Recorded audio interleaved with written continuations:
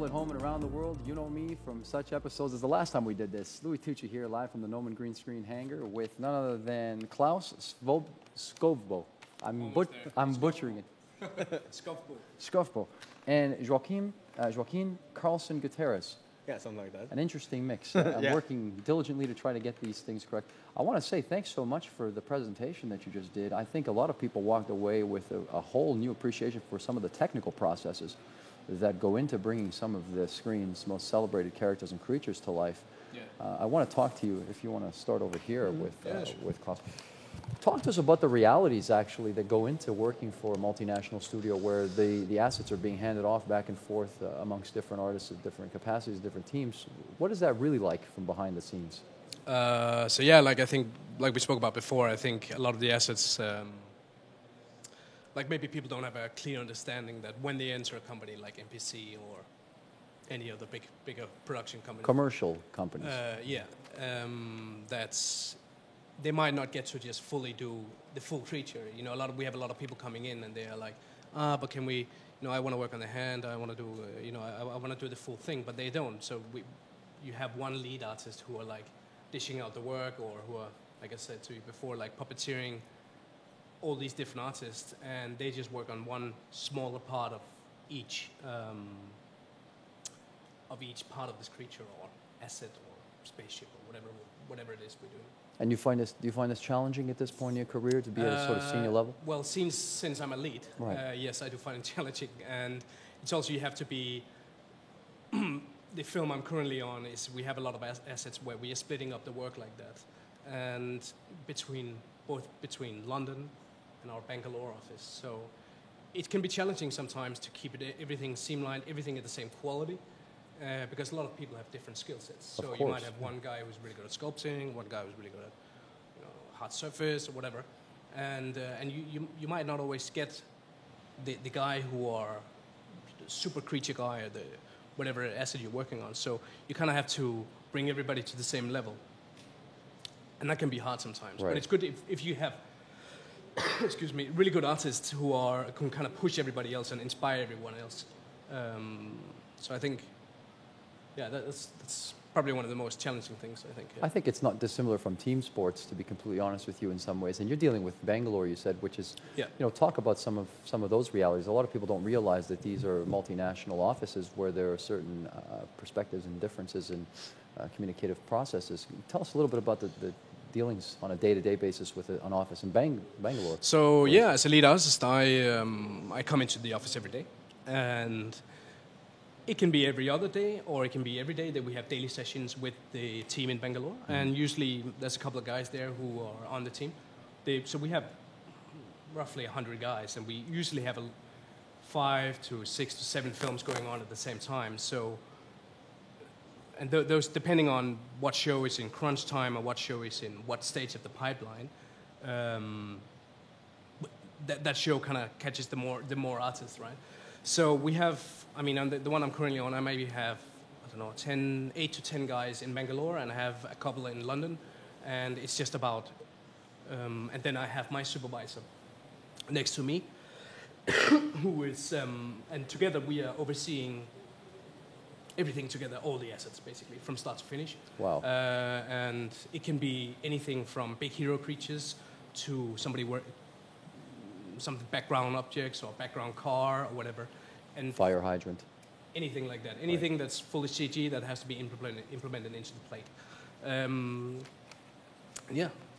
So on a daily basis, we do the daily sessions with the Bangalore team. I give them feedback, and and they then they do a daily. We look at it and we review it. We show the supervisor once we're happy with it.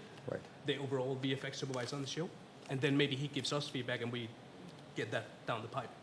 So Joaquin, we'll pass the microphone to you. Yep. In working with these sort of established brands, let's call them, at this particular point, the Terminator franchise is long-standing. You're working on something that is ingrained in the subconscious of the public. What are some of the sort of things that go through your mind when you're approaching this type of project, even the Godzilla, for instance? Yeah. How do you go about the business of attacking this with creative sensibilities, but still understand you have to fall in within a production sort of guideline, as we're talking about? Yeah, I mean, I don't know. Honestly, I don't think that much about that. Like, if I can sculpt on a cool creature, then I'm happy. Godzilla, yeah, epic creature. Right. Just, yeah, can't complain. Just So sculpt. you find a way to express yourself in your personal work. Yeah, I mean, like we showed there, Godzilla is a specific. So that was basically only displacement, sculpting, and texturing, which is maybe not that creative because you're matching. It's a very technical process. Yeah, I mean, I like More that sort technical. of stuff. Yeah, but it's sculpting. Whereas other characters, like usually I have my own character, and I can sort of do not what I want. Obviously, you have dailies and you get feedback. Sure. But yeah, like something like Godzilla, it's cool because it's a massive creature, and I love sculpting, but it's not very creative. It's the other parts, more concept. That's the business part, yeah. Yeah, the concept. That's more fun for me. I think it's also about. Sorry. Yeah, please take. I think share the mic. I think it's about. Sometimes you need to detach yourself and say that as much as you can be involved, or as much as you can be, how do you say, emotionally involved in the show or in the film, you need to detach yourself a little sometimes, because I think a lot of the times when we do something like a sculpt or something, and then goes to the supervisor and they say, okay, they give the first sort of criticism, and you say, okay, I might agree with that, but then you do the 120th iteration of that thing. Yeah. And then at that point, you're starting to, okay, now it's crazy at that point. And you have, personally, I totally detach myself, and you have to work almost by order, because at some point of course you still do it to high quality, but you can't be emotionally involved in it anymore at some point. Then it becomes more about just get it done. A process-oriented sort of thing. A process, and you just, you bring out your arsenal of skills and you say, okay, how can I just make this better and get it over with and get it approved? That's an interesting dichotomy in that regard, because I was just speaking with David Prescott. Hi, David, if you're watching. And we were talking about his experience working with Clint Eastwood. And they would do like 3 takes. And if it doesn't work in the 3 takes, it's a wrap for the day. So that's like really sort of interesting perspective to say, well, we have 100 sort of iterations. It's like, no, I'm actually going to go home for the day. And I actually wanted to point out something you said very much later in the presentation, was that you believed in a work-life balance that was something towards approaching normacy. Yeah. And you say, hey, I do my 9 hours and I go home. What basically happens after that? What do you do when you go home in your personal space? I was very interested. I don't want to ask you in there. I want to save it for here. What happens after those 9 hours for you personally? I mean, personally, I do. As a creative person. I mean, London is a pretty busy lifestyle, so bet, it's a long commute hours, and I might get home at like 8. You ride the metro. Yeah, the metro, exactly. Yeah, lots of. Yeah, the tube. I'll bet you call it the tube. Yeah, live from the birth canal of Cool. So yeah, lots of commuting hours and lots of just So I think do I get time to personal stuff? Yeah, I do it, but I might not do it as the same level as some of these freelance guys who do it like constantly 24/7. Sure. Because at some point, you also have other stuff to do, and it becomes a job, and also now personally leading a bit, I don't get to do so much artwork at work anymore. It's more about managing and doing that kind of stuff. So I've started to detach myself a little bit. But once in a while, a show like Terminator comes along, and you do get to really spend time, and that's really cool and it's exciting and everything. But then, you get another show, and you start to, more from a managing kind of point, I think. Describe that for the people at home, because a lot of people have some misconceptions about what it means to be a production artist, and maybe they have some ideas of what they would like to hold on to. You're transitioned into being more of a manager at this particular point in your career. Yeah, I mean, it's still it's managing, but it's not like I sit and do Excel spreadsheets or anything like that. I still do work, but it's more about opening up files of other artists, looking at it, make sure they reach a certain quality, or doing texture maps properly, or can you sculpt in, just making sure that making sure that everybody's following some sort of rule set, or because NPC, when you're in a big company like this, there's not that much time for individuality, so you have to. It's a production pipeline. Everybody, you get an artist in, and they are a tool, and sounds very impersonal, but that's, what it is when you have 5,000 employees around the world. So but let's stop for a second. It's 5,000 employees, not 500 employees. I don't know how many, but a couple of thousand employees around the world. So when you get people in like that, it's about using them and finding their best skill set, and then putting them in their right place and say, okay, this guy's really good at skin texturing, or this guy's really good at hard surface modeling, or whatever. So you put them there, and you say, you're really good at that, so keep developing that skill. Okay, so that's well said. Guy knows what he's talking about. Let's pass it over to you, Joaquin. Yep. Let's move into a more personal space. You're originally from Sweden, I am. and you have now since moved to London. Yeah.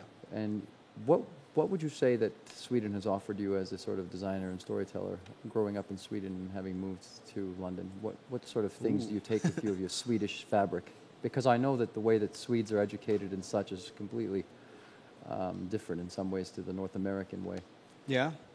Absolutely, and some of the storytelling as well. Well, yes and no. I mean, when you grow up, you have the same comic books, and Fair enough.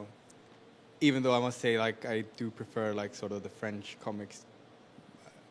Marvel is not really, it's good stuff. We can but- speak freely, yeah. Yeah, there's no but pressure. like no pressure here. all We're friends. French, and we do have like our own, the Viking mythology Of and all course, that's that, what I all was getting at, those old and there's a lot of mythology that you do grow up with.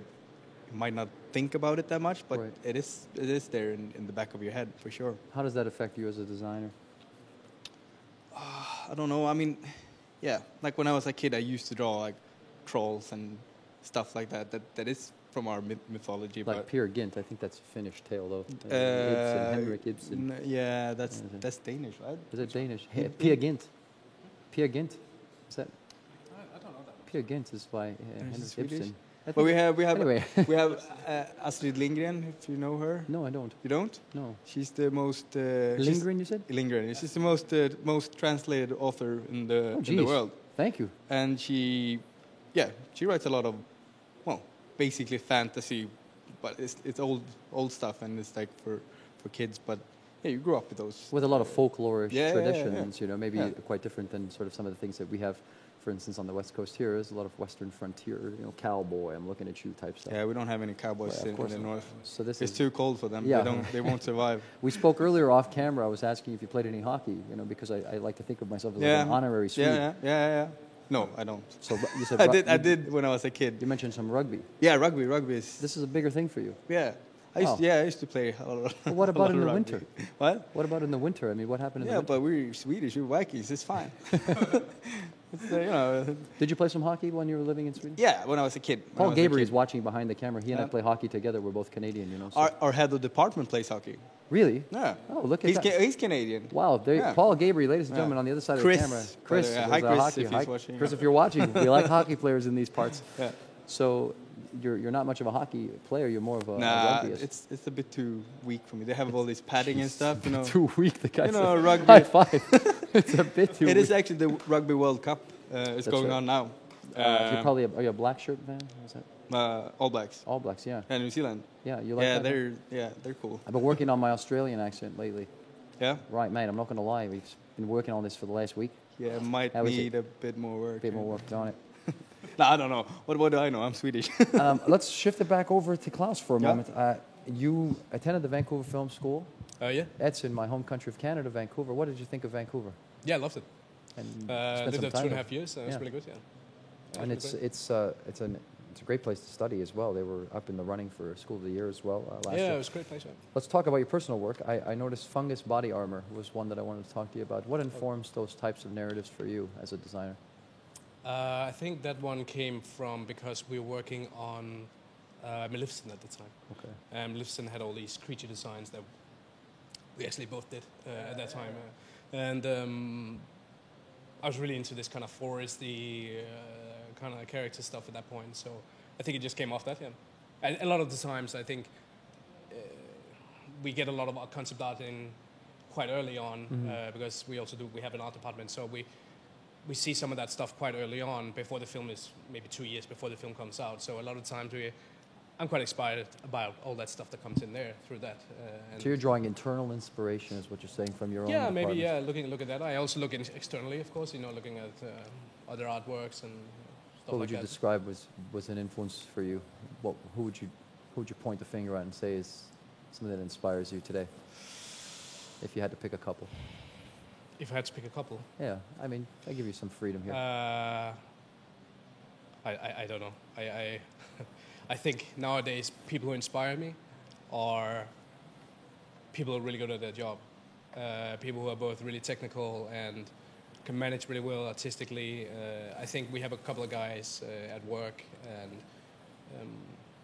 especially a couple of guys who left for other companies, and they were.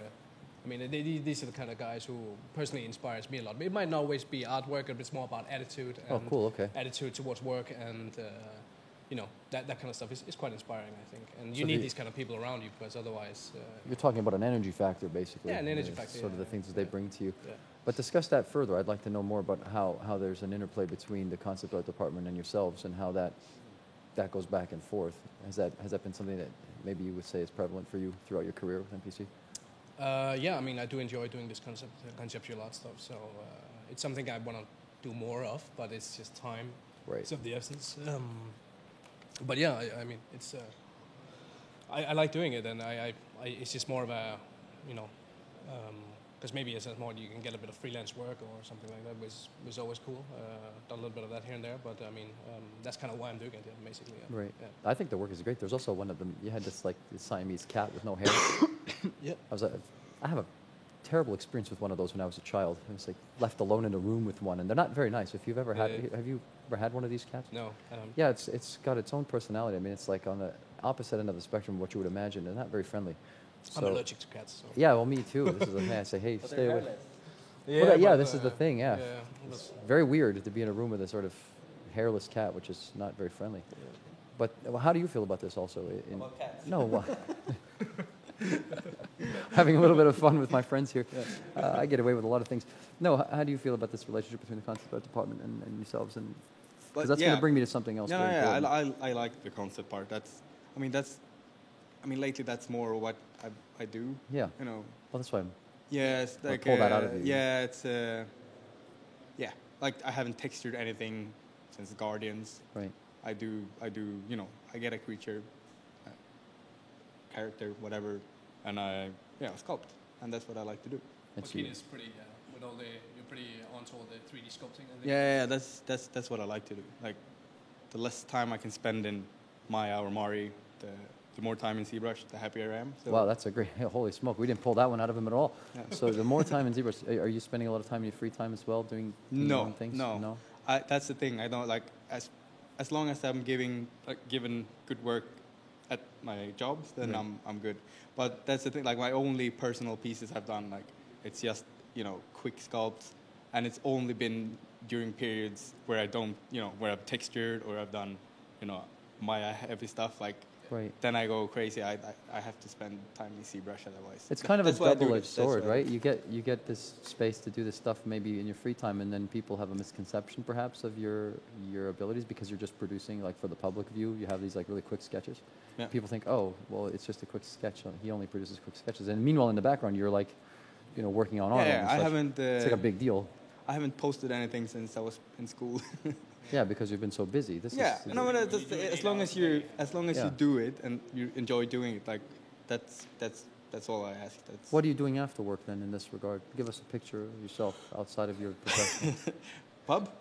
Jeez. Paul Gaber, you got some drinking buddies waiting Yeah. here. They're getting thirsty by the I moment. mean, London is. Yeah.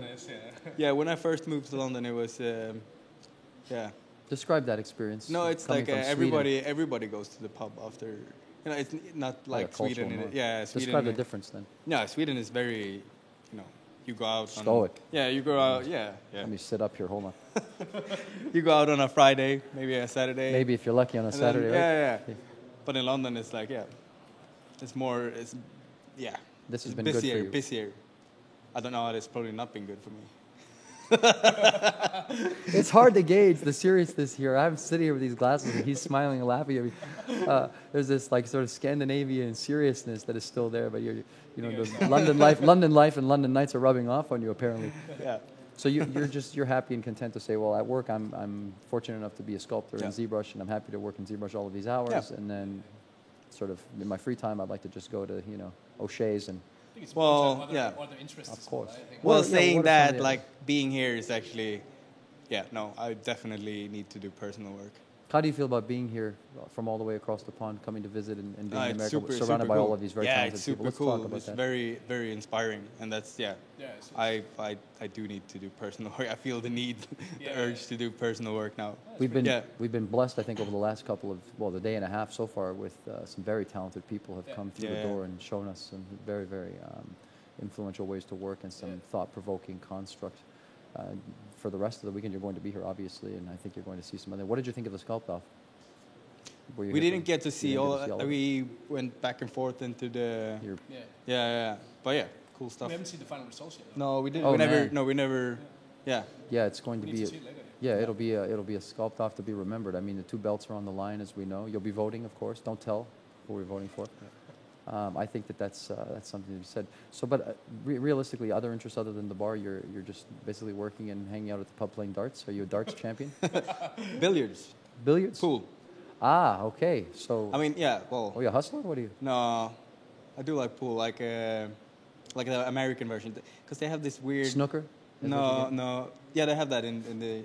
Is that not big here? No. get? Not big here There's at all. only pool here. Oh yeah, But they have pool there as Eight well, ball. but they have like small tables. yeah, like 8-ball, It's right? really hard to find the American with the size. black ball, with the 8-ball. Yeah, As you're talking about 9-ball. Is that 9-ball or 8-ball? Somebody tell me about that but it's later. the same size tables anyway for those. It's on a right? small one, not on the snooker table. No, not on a snooker table. But the American pool, but Yeah. in England they have smaller tables. Oh, really? So, and you know, Diving it's deep really- into the underbelly of London with Yeah. this guy. Here we go. yeah, I appreciate that insight. I didn't Been into realize. all the bars. Yeah, this is good, right? So Yeah. that's fantastic. I mean, you're exploring the culture of London, and now you're being inspired here live at the ZBrush Summit to do your own work. What can we expect to see? Do you think will be the first kind of thing you might approach? Well, first I need to buy a computer. I have a shitty laptop at home. Sweet deal. So yeah, that's the first step. I don't know. Maybe you walk away with one of those Wacom 2-in-1 combos where you can just draw. Yeah. It's not a bad deal. Actually, it's really a nice machine. Just to plug that, basically they're giving us the 1-minute warning. So I really just want to wrap it up. I think the guys have been very generous with their time. But I do want to touch up on one thing. In working on Arnold, there was that must have been a hair-raising experience to have to match all of that stuff. I want to tell you how impressed I was with the work that you guys did. Do you feel that it was maybe a high watermark for you, career-wise, to work on something so prolific? With such I was pretty honored to so be a lot picked. of things on the line there. Yeah, I mean, when I was asked to do it at work, I was, it felt like, okay, yeah, no, maybe I've grown a lot. I think so. I mean, and I learned a lot when I was doing it, and I think, yeah, I mean, it's pretty high-profile work, but in the end, it is work, and you just, like I said earlier, you just, you come in, you do your thing, you lead your team, and you match. You get it into the final shot and so on. It was definitely the most fun project I worked on at NPC, though. it's very inspiring for me to see definitely. it, guys. I mean that from the bottom of my heart. Behind the shades, I told you before we came All in right. here. I actually thought that there was just maybe some digital trickery happening with only the face, but to find out that the whole body was sort of done that way Yeah, it was full was body a real CG. mind-bending experience for me, and I really commend you. Basically, I'm going to take it back to the main room, but I want to say thank you so much, Joaquin. Thank you so much. Thank you. Alice, thank you so much. On behalf of myself, Louis Tucci, and the guys from MPC, we are going back to the main screen hangar. Paul, take it away, pal.